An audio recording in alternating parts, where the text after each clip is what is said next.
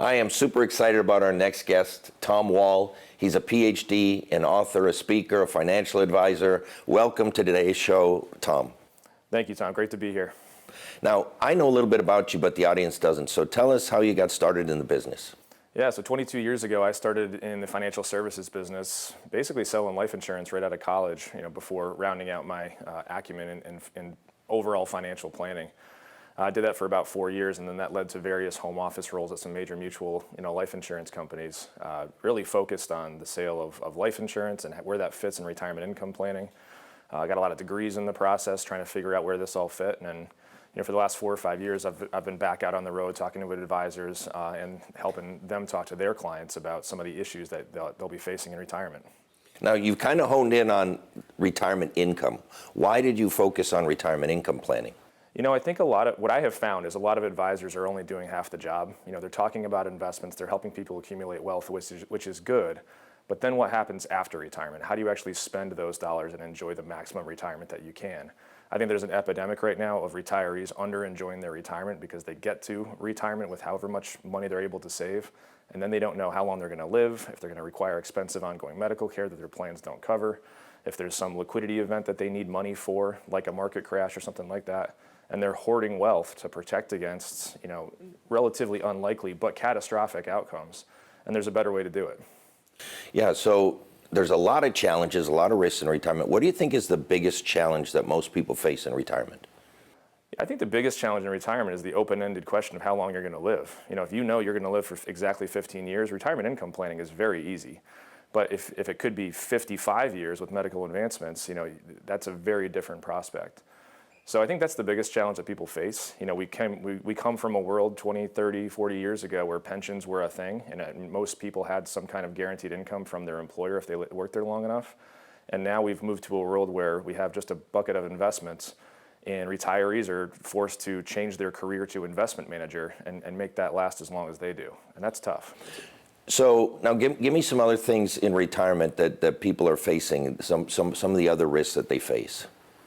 I think inflation is definitely a big risk, particularly for those of more modest means. When you think about spending, there's discretionary and non-discretionary spending. So non-discretionary is food, housing, transportation, cost of groceries, that kind of stuff. Discretionary spending is the fun stuff. It's the golf course. It's eating out 7 nights a week. It's traveling internationally. So I think for those folks that have more wealth, it's a little easier to kind of back off on spending. Like during the pandemic, we all proved we could stay home even though we didn't want to. But I think for folks that have a more average income in retirement, those are some real challenges. And if most of your investments are in the market, just one swing downward can really change the course of your retirement. Now, you started your career in life insurance, and I know life insurance plays a key role. And many people think life insurance doesn't belong in a retirement plan, but that's not correct, is it? It should play a foundational role in a retirement plan. Absolutely. So I wrote a book called Permission to Spend, and the crux of the book is that having permanent dividend-paying life insurance in retirement not only creates a backstop meaning my policy, I know that my family will be worth millions upon my death. And because of that gives me permission to spend, annuitize, turn into a pension, all the rest of what I've been able to save without any regard for how much is left over, because I know that death benefit will step in. And these policies, they're guaranteed to go up in value every single year. The only question is how fast. And that source of capital, that accessible source of capital, creates that emergency fund for me. So just in case I get it wrong a little bit, I've got an additional source of funds to tap into, regardless of what the market's doing. So I think that's a mindset most people don't have. They simply all they see is investments, and they just try to get that pool of investments as big as they possibly can. But it doesn't matter what assets you're invested in, stocks, bonds, they all carry their own risks. And shifting risk out of the portfolio is the name of the game that I think a lot of people don't recognize. Yeah, so many people think retirement's about having this number, this amount of money, when really it's about having increasing income and managing risk in retirement.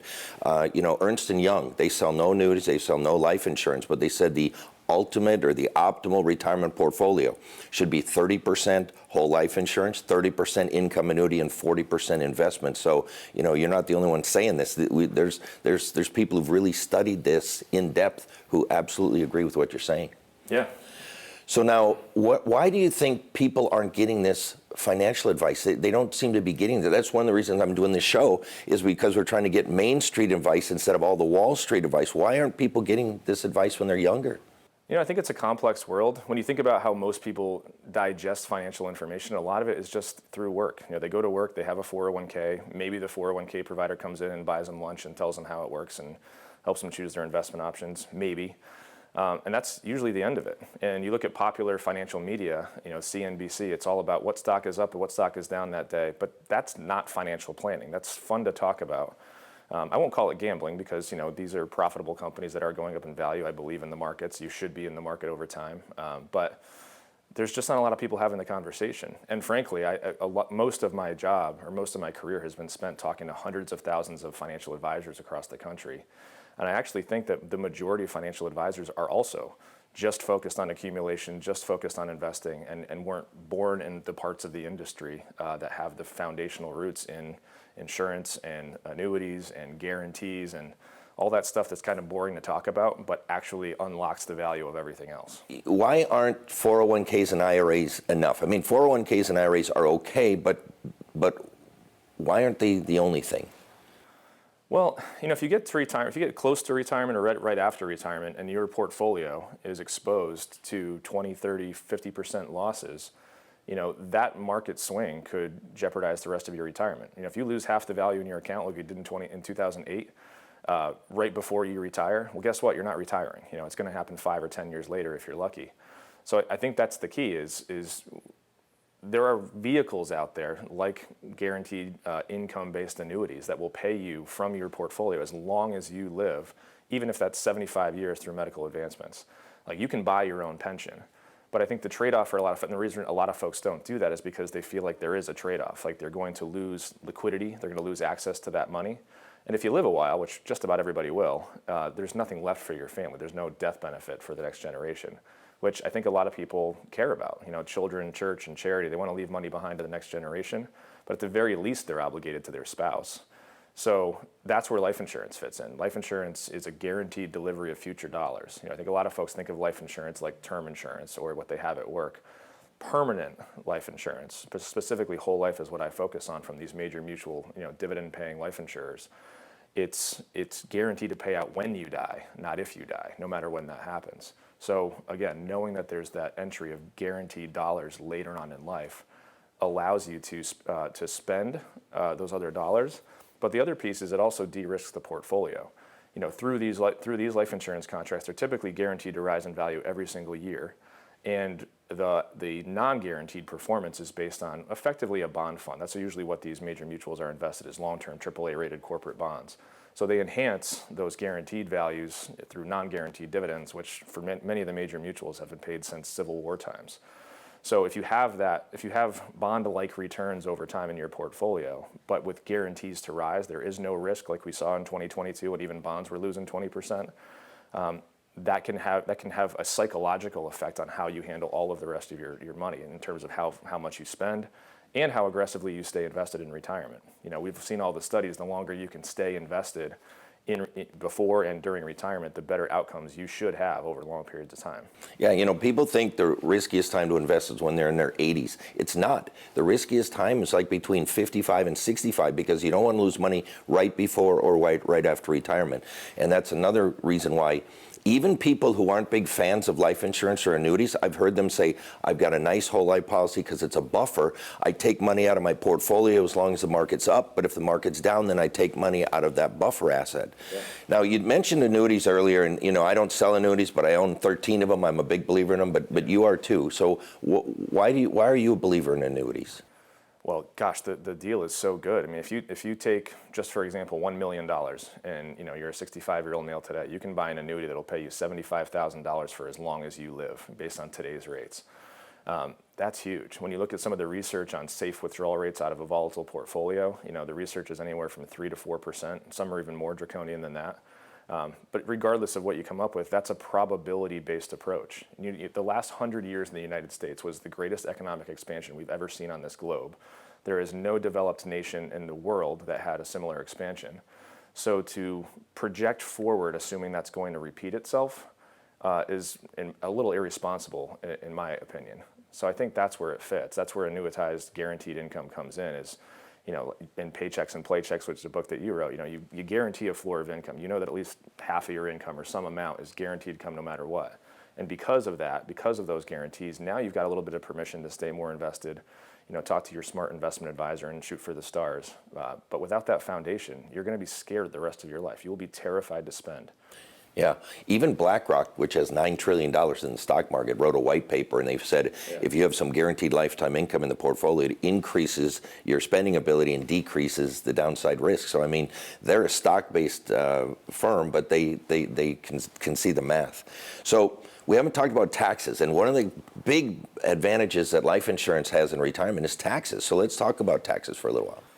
Yeah, I mean, these permanent life insurance policies, one of the main reasons that they're so attractive is that they are income tax free as they grow. So they grow tax deferred. Technically, if you were to quit the plan 30 or 40 years ago, or 30 or 40 years down the road with a gain, you would pay income taxes on those gains. But through a number of provisions, you can multiply your money by many times over the course of your life, and then eventually pass it via death benefit without owing the IRS a dime in taxes.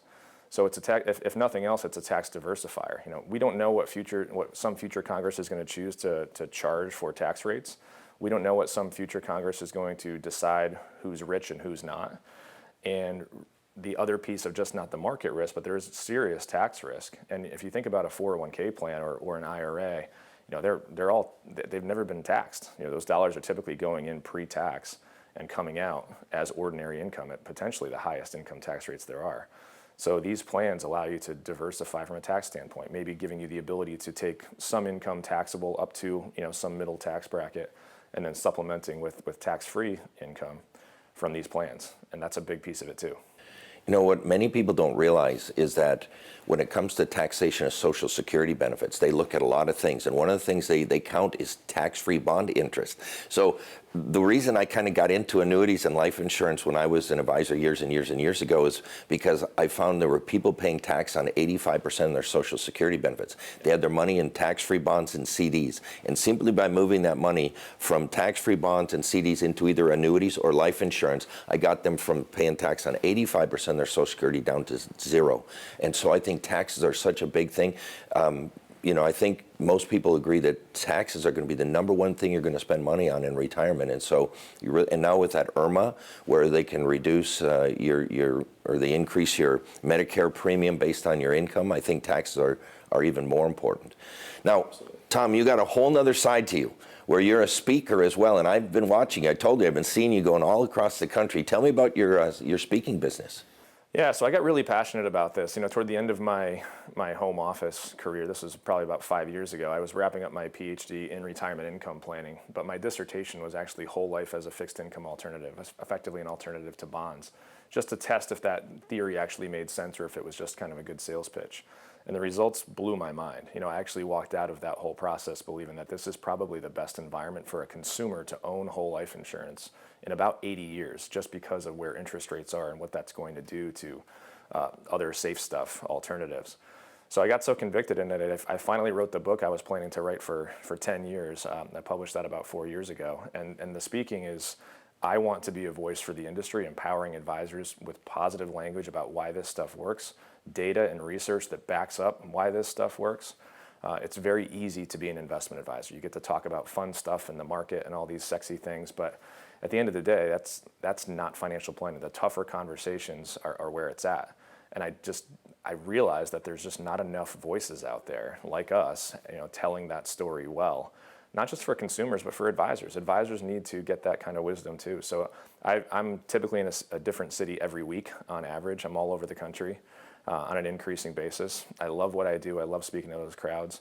And as we shift forward, my career shifts forward, I'm going to be doing more, and already am, spending more time in front of consumers and clients and talking to them about some of these concepts in a way that I think a lot of advisors are, if not incapable of, they're just not comfortable doing. Yeah, I love the title of the book, Permission to Spend. And, we were talking earlier that there was a white paper that just came out from the Alliance for Lifetime Income with Dr. David Blanchett and Dr. Michael Finke, and the title of it is Guaranteed Income, a License to Spend. And what it talks about is something that really hits me, because I say there's two types of people. There's spenders and there's savers. And I always ask people, what are you? I'm a saver. My whole career, I've saved 30 to 40% of my income. My wife is a spender. She makes sure we don't live in a hut and we have some nice things. And I think that's a good combo, because if you have two savers, you're going to have a lot of money, but you're going to live a boring life. If you have two spenders, yeah, you're going to party like it's 1999, but you're going to get divorced in your 50s and fight over money. So I think a spender and a saver is good. But the hardest thing for a saver to do is to spend money. It's hard for me. But retirement, because now I'm 70% in retirement, retirement's all about spending money. It's about dinners out. It's about bottles of wine with your friends. It's about picking up the tab with the golfing buddies. It's about cruising and traveling the world.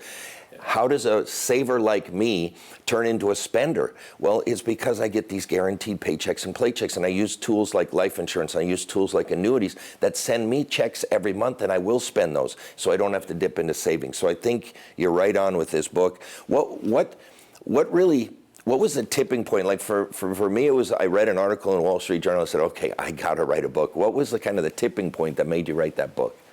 You know, I got fascinated with this concept early on in my career. My mom actually died early. You know, I was only 26 years old when she passed away. And it just, at that point, I was a young financial advisor, and I got enamored with the fact that, wow, all the life that she missed out on. And my father missed out on. They were just starting to travel the world, and they were just starting to see things. And while that specific situation, you know, they were pre-retirement, you know, there's a lot of retirees that do that. You know, you get to 65 or 70 or whenever your retirement date is, you know, you don't know if you got 5 years or 25. So the puzzle with retirement income planning, it's actually easy. If you just live below your means and hoard your wealth, like, you'll be fine. You'll give yourself a pay raise at age 85. But who wants to do that? Retirement income planning is not necessarily about giving people more money. It's giving them more money in their paychecks early on. And the only way to do that is to shift the risks. So I got really fascinated by that concept early on. And the focus not being on using these as, you know, these cash accumulation vehicles. While that's great, it's really more about the insurance and the shifting of the risk. And some of these new policies, they have really great, you know, hybrid options where you can build in long-term care coverage. You can build in death benefits that are growing on an increasing basis every year. So as inflation goes up and as the world gets more costly, they're growing right along with you. So what drove me to write the book was, you know, I was in a doctorate program, you know, for retirement income planning, one of the very few in the industry, and I think this is the best kept secret in personal finance, because it's boring, because it's called life insurance, because it's called annuities. Like, these are not sexy topics for a lot of people, but once you peel back the onion and dig in a little bit, for me, I think it really is. I think this is truly one of the best kept secrets in personal finance. And it's based in math and science. You know, you got guys like Ed Slott. He's a CPA, and he says the best tax advantages in the whole tax code are in life insurance. So, no, I think you're just exactly on the right track. So, how would you recommend somebody start if they say, okay, I need to do something. I'm doing the wrong stuff. How do I get started? You know, it's difficult. You got to find a financial advisor that you trust. I recommend you find one. They don't have to be young, but they got to be young enough to stick with you for 10 or 20 years. You know, you want someone that's going to be on your side and on your team and guiding you through the process. They're hard to find. You never actually know where someone was born in the business. I joke about that actually at the end of my book. Is if you're born in an investment house, then you're gonna see the world through an investment lens. It's almost like Eastern versus Western medicine. If you were born in an insurance company like me, you know, you start to see the world, you know, through that insurance lens. And that's really why I did all the academics, is I wanted to see was I just biased because that's where I grew up, or does this stuff actually work that well? And the truth is, neither one's right. The marriage of the two is really where the magic happens. So I think to get started, I would be looking for an advisor who has that background, you know, in the insurance. They understand annuities, they understand life insurance. Whether or not they're affiliated with one of those companies, they have that background. I would be asking your advisor early on about their viewpoints on that. And if all they're talking about is investments, they're probably not the advisor for you from a retirement income standpoint. You know, Tom, we've talked about life insurance as a buffer asset, which I think, you know, some people, they're not big believers in life insurance and annuities, and they want to have a portfolio, but the portfolio withdrawals only work if the market's going up. It really doesn't work if it's going down. It's called sequence of returns risk. You can lose a lot of money. So talk to me about using life insurance as a buffer asset. Yeah, so, you know, sequence of returns risk is also one of the biggest risks in retirement. And what that means, if you haven't heard that phrase before, is it's not the average rate of return you get over time, it's the sequence of those returns year by year. So A good example is if you retire in 2000, where the market went down for 3 years, increasingly went down for 3 years in a row, or you retire, right before or right after, 2008 happens. That will drastically affect the rest of your retirement, especially as you're pulling money out. Because if the market goes down by 20% and then you take another 5 or 10% out of your portfolio, that's effectively a 25 or 30% loss. And it becomes that much harder to crawl out of that. So a very common strategy, it's been used for decades and decades across the industry, is have a buffer asset, something that is not correlated to the market, something that can't go down in value. So even if everything else is crashing, you've got years of income to take so that you can let your portfolio recover versus selling low. That's the concept. The reason I think it works so well in a mature dividend-paying permanent life insurance policy is you should be getting bond-like returns over time, because that's effectively what the crediting rate of that dividend is based on, is a big bond portfolio. But again, through the life insurance policy, it's guaranteed to go up in value every year. You always have an asset that's rising. So if the market is going crazy and going up, cool, buy low, sell high. You're going to do great. And 3 out of 4 years, that should be the case, historically speaking.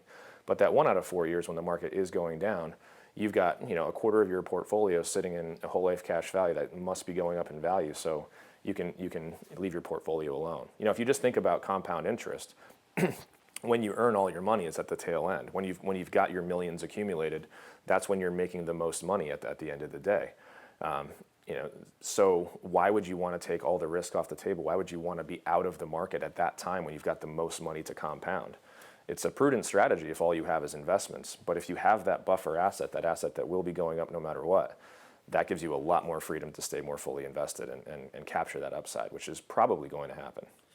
I think a lot of people have won the game and they're still putting their money at risk. If back when Tom Brady was a quarterback, if the Patriots were up by 40 points in the third quarter, they'd pull him out. The game is already over. Why risk the quarterback? Well, here we've got people who've done very well in the stock market, and they're still in there when they could live a great life, locking in the income with life insurance and annuities, and then have still some money in the market, but not take so much risk. I see so many people have won the game, and they still got their starting quarterback out there. Yeah, 100%. I think a lot of folks are just afraid of getting it wrong too. This is a new concept for a lot of folks. Saving and investing isn't all that complicated if you do just a little bit of research on it. But these are complicated worlds. There's a lot of different designs. There's a lot of people saying a lot of different things in this space. So I think a lot of consumers are afraid of getting it wrong. But with the right professional, it's actually, you almost can't get it wrong if you're with the right companies and doing some of the right things. In 2016, I wrote a little blog post. I said, the 60-40 portfolio is dead, long-lived life insurance and annuities. And at the time, if you remember, bonds were paying about 1%. And I said, how much sense does it make to put 40%, because if the average person is 60% stock, 40% bonds, how much sense does it make to put 40% of your money earning 1% when we know at some point interest rates are going to go up and then the bonds go down? That's crazy to me. I said, just move that bond money either into life insurance or annuities. That was 2016. In 2022, as you know, the bond market was down to 22% or whatever. It was the worst year ever for the 60-40 portfolio. And that could have been avoided if people would have done exactly what you had been talking about. Yeah, and bonds are math. It's not like the stock market where we all just kind of agree on a price and vote up the shares of Google and believe they're going to take over the world. Bonds are just math based on interest rates and the duration. So, we're in a world now where bonds cannot be, mathematically, that's a fact, they cannot be what they were for the last 40, 45 years as interest rates fell every year, essentially, since 1981. Bond billionaires, bond kings were born during this period of time simply by deploying capital in this asset class. Not because they were particularly smart, just the interest rate environment kept going down, therefore the prices of these bonds kept going up. And that just can't happen from here, maybe for a year or two at a time, but we plan for decades and generations in this business, not a year or two. So what you're saying is, over the past 30 or 40 years, many illustrations of life insurance policies have not done what they illustrated because they were in a high interest rate environment, and then we went into a low interest rate environment. Now what you're saying is maybe over the next 10 or 20 years, these policies could do better than what they were illustrated when they were purchased at a low interest rate environment. Yeah, for the first time in my 22-year career, where there's actually now increasing dividend interest rate as the rate environment increases. So it's a great way to further diversify that 40% or that safe stuff in your portfolio, so that you've got an asset that even in a rising interest rate environment where that's going to create a lot of volatility in bonds and some of those alternatives, life insurance just gets more and more valuable as it participates in that rising environment. Yeah, and one thing I've said about income annuities, and it's true about life insurance as well, is that it's got zero standard deviation. It's not going up and down. An income annuity comes every single month. It's like a AAA rated bond with a CCC rated yield with zero standard deviation. And the same if you use life insurance, you're not having the bonds go up and down and the stocks go up and down. And it's just another great diversification tool. Absolutely. I think back to my early career, the analogy that I use is, if you have a stable job at a major corporation or a government and you get your biweekly paycheck, that check comes in and those dollars are instantaneously allocated. You're saving, you're investing, you're paying bills, and you don't care because 2 weeks later that check's coming in. That's the kind of certainty you want to have in retirement. But I think about myself, when I first started in the business, I had zero salary, it was all commission. So even when I was doing well, I was terrified to spend because I didn't know, if I was going to get another commission down the road. And it's kind of the same mentality in retirement. If all your money is in this volatile bucket, you're going to be afraid to spend because you don't know if the market's going to give you a commission this year or if it's going to, take money back from you. So you're probably going to underspend in retirement. And to me, that's the tragedy. We don't want to be giving people pay raises at 85 and 95. We want them to spend at 65 in those early years of retirement when they're healthiest to do it. They've got grandkids they want to take on vacations. They want to do all those philanthropic things. That's when we want to unlock the value of retirement savings. But we can't with investments alone. And I call that the just-in-case retirement. I'd sit down with somebody, they've been saving their whole life, and they're not touching their money. I said, wait a minute, you told me you were going to join the country club, you're going to buy a new boat, you're going to go see the world. Have you done that? Oh, no, the market's crashing, this and that. And so they don't touch their money, they don't touch their money, they don't touch their money, then they die. Money goes to the kids. Well, the kids do it. They join the country club, they buy the new boat, they go see the world. I tell people, no, I want you to do that. And that's what these tools, using annuities and life insurance, can allow you the freedom, the financial freedom to go out and spend your money. Absolutely. That's the whole name of the game. That's why you're saving in the first place, right? So now, Tom, I know people say, hey, I want Tom to be my guy. How can they get in touch with you? Great question. So I work with hundreds, thousands of advisors across the country, and obviously have some favorites that I work with. So it depends who you are. For consumers, if you're listening to this and you want to get started down this road, I would just go to permissiontospend.com. I'll have information about my book on there, but I'm also going to have a way where you can answer some simple questions and kind of get down that road. And we can get you introduced to advisors who fully understand these concepts and can implement them in a very powerful way. Alternatively, there's tomwalltalks.com. So you can get a little bit more information about me. You'll have my bio on there, where I'm at this week and my speaking. So if you are in the financial services world or you run a firm, we can engage that way. And I'd encourage people to follow him on Facebook and LinkedIn as well. I do, and he's traveling all over the country. So thank you, Tom, for joining us today, and thank you for watching another episode of Financial Freedom with Tom Hegna.